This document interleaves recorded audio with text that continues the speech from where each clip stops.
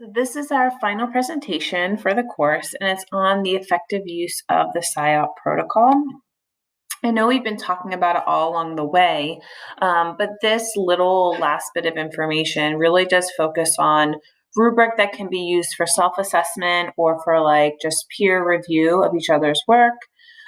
It's linked here. It's also linked in Canvas for you to take a look at. And then throughout the rest of this presentation, I've broken it down by each of the SIOP components so that we could take a closer look at it. And hopefully this will provide some background information for the activity I'm asking you to complete this week. But the best ways to use this SIOP protocol and this rubric is really to gauge the quality of teaching. We also know that it's useful for improving practice through self-reflection and or peer coaching, like I mentioned.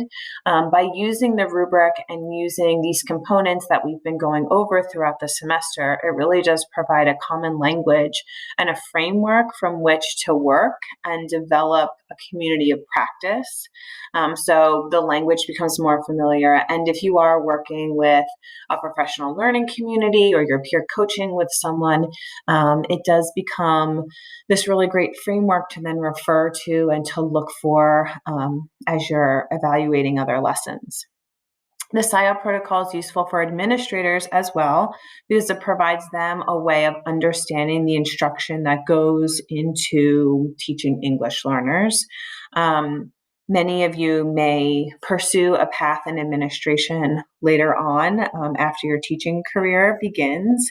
And so it'll be clear, maybe even as you start teaching, that administrators may not always have this information. So while teachers are oftentimes given these opportunities through professional development with their school or, the IU or other universities to gain a deeper understanding of teaching English learners or teaching any other type of learners, but specifically for this class, English learners, administrators don't always have those same opportunities. However, they're still required to observe the teachers in their building and to provide feedback. So making them aware of this protocol and making this protocol more familiar allows them to kind of view lessons in a way that's more helpful, especially if they're providing feedback to teachers.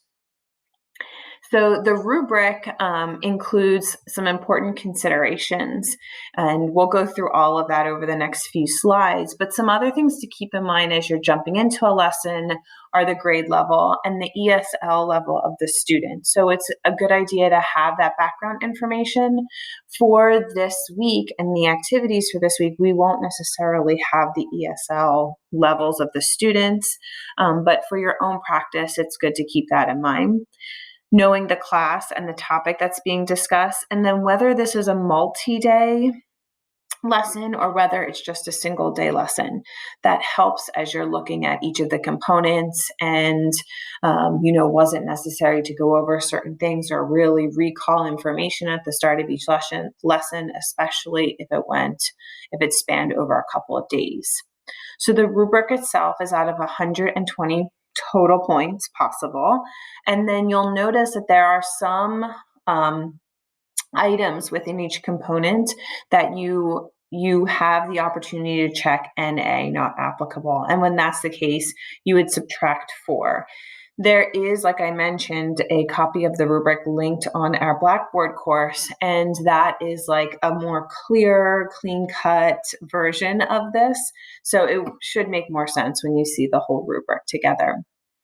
The first component was lesson preparation. And so as you're evaluating a lesson using this part of the rubric, you want to make sure that content objectives are clearly defined, they're displayed, they're reviewed with students. Language objectives are clearly defined, displayed, and reviewed. Content concepts are appropriate for the age and educational background level of students. So for each of the lessons I've outlined this week, I tried to give you like the general grade level so that you had an idea of the age of the students. Supplementary materials are used to a high degree, making the lesson clear and meaningful. So this could be graphs, models, visuals, manipulatives, computer programs, that sort of thing. Adaptation of content, like a text or an assignment, to all levels of student proficiency, and meaningful activities that integrate lesson concepts with language practice opportunities for reading, writing, listening, or speaking. So looking for those meaningful activities throughout the lesson. And then for each of these components, it's the same exact scale here. So we see that it goes from 4 to 0. This first one, especially this column 4 and 3 even, are highly evident, and then we have somewhat evident and then not evident. So then you're checking off based on what you see in the lesson. This is also an example. Number 5 here is also an example of an item within a component that could be not applicable. So it could be the case that students didn't need any sort of adaptation of content. And when that's the case, you just check that off and then you subtract 4 from the total points possible on the rubric. The second component was building background. So you're looking at concepts being explicitly linked to students' background experiences. It's that recall point in the lesson. Links are explicitly made between past learning concepts and the new concepts from the lesson, and key vocabulary is emphasized. So it could be introduced, it could be written, repeated, and highlighted for students to see. It could be a teacher referring to it on a board somewhere, but you know that key vocabulary is being emphasized for sure. And then you would rate it. For this component, the first one could be non-applicable. And then if that's the case, same as the last one, you would subtract 4 from total points possible. The third component is comprehensible input. So we're looking at the speech of the instructor and whether it's appropriate for students' proficiency levels. So is there a slower rate? Is the teacher enunciating? Are there simple sentence structures, especially for beginning learners? This last part here, the beginning learners, will be difficult for us to gauge in this week's activities only because we don't know what level the students are in their English proficiency, but you could kind of maybe assume based on grade levels of students. We're also looking to see that there's a clear explanation of academic tasks. So when the instructor is giving direction on what should be completed or what should be done with groups, making sure that those explanations are clear. And a variety of techniques are used to make content concepts clear. So it could be modeling what should be done using visuals. Maybe there's a demonstration, but it should be some sort of technique that's used to help students understand what's expected of them. Then we have strategies. So ample opportunities are provided for students to use learning strategies. Scaffolding techniques are consistently used, assisting and supporting student understanding. So this could be think alouds, could be a lot of other things as well. A variety of questions or tasks that promote higher order thinking skills are also included. So it could be literal, analytical, or interpretive questions. Notice for this component, there isn't an opportunity for something to be not applicable. So you really want to see that all of those different items are included in the lesson.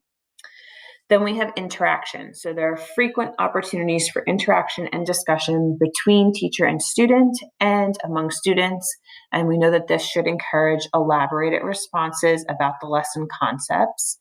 Grouping configurations support language and content objectives of the lesson. And we've talked about this. In fact, I've left a lot of feedback on lesson plans throughout the course so far where, I've shared that having those smaller groups for English learners really does encourage them to share and to participate much more.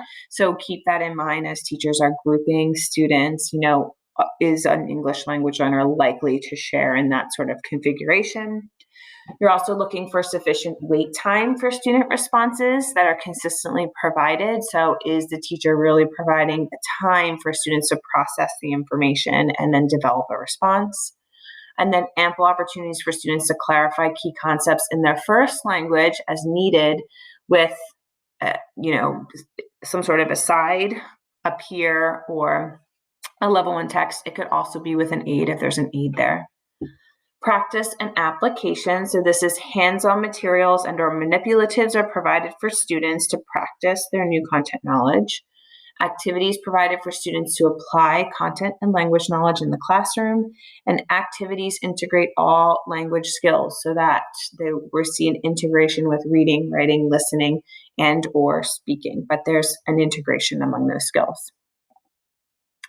Lesson and delivery. So this is now you taking a look at how the lesson is delivered to the class. So were the content objectives supported by the lesson?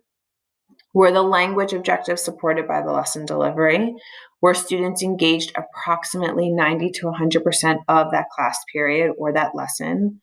And was the pacing appropriate to the student's ability level, as best you could guess? For review and assessment, you're looking that there's been some sort of review of key vocabulary, there's been some sort of comprehensive review of the key content concepts, regular feedback is provided to students on their output. So it could be their language, it could be their writing, whatever it is, but they're getting regular feedback from the instructor. And then there's an assessment of student comprehension and learning of all the lesson objectives. So this could be something that we have to very carefully look throughout our videos for this week.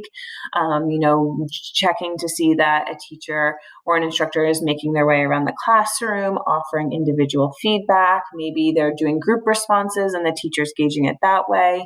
But this may be more of an interpretation since it won't be as clear cut. All right,